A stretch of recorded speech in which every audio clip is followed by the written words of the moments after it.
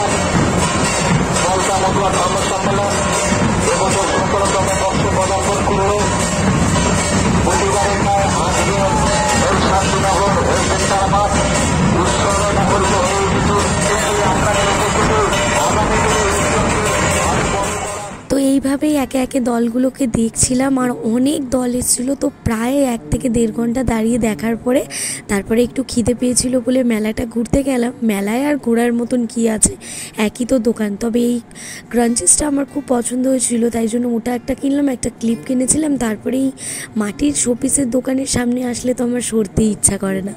তারপরে হেঁটে হেঁটে গেলাম একটু বাইরের দিকে। ও খুব ফুচকা খাবে বলছিল, তো মা আর ও খাচ্ছিল। আর আমার একটা প্রবলেম আছে, সেটা হলো উটপাট আমি যে কোনো জায়গা থেকে ফুচকা খেতে পারি না। আর আমার মনে হয় আগে যদি আমি আলাদা করে নিই, যদি খেতে খারাপ হয় তো তারপরে আমাকে 7-8টা ফুচকা খেতে হবে। এই টেনশনের জন্যই আমি হুটপাট খাই না। তো ওর কাছ থেকে একটা খেয়ে দেখলাম, বেশ ভালোই ছিল, কিন্তু রাত হয়ে গেছে আর আমার ইচ্ছে করছিল না বলে আমি আর এক্সট্রা করে খাইনি। তারপরে ডিমের চপ কিনেছিলাম, সেটা খেলাম। আর শেষে কুলফি দেখে আর নিজেকে সামলাতে পারলাম না, যতই সর্দি লাগুক কিন্তু একটু তো খেতেই হতো। তাই একটা ম্যাঙ্গো কুলফি নিয়েছিলাম, আর কুলফিটা খেতেও দারুণ ছিল। ওদিকে দাঁড়িয়ে দাঁড়িয়ে আমরা দেখছিলাম কত মানুষ যে আয়োজন করা হয় ওখানে প্রসাদের, তার লাইনে এই যে খেতে বসেছে। এটা কিন্তু কোনো খারাপ না, সকলে অনেক বড় বড় ফ্যামিলির লোকজন এখানে এসে খায়, একটা আনন্দ, একটা আবেগ। তো অনেকক্ষণ সময় কাটিয়ে তারপর আর কি সবাই মিলে দেখে খুব মজা করে বাড়ি চলে এসেছিলাম।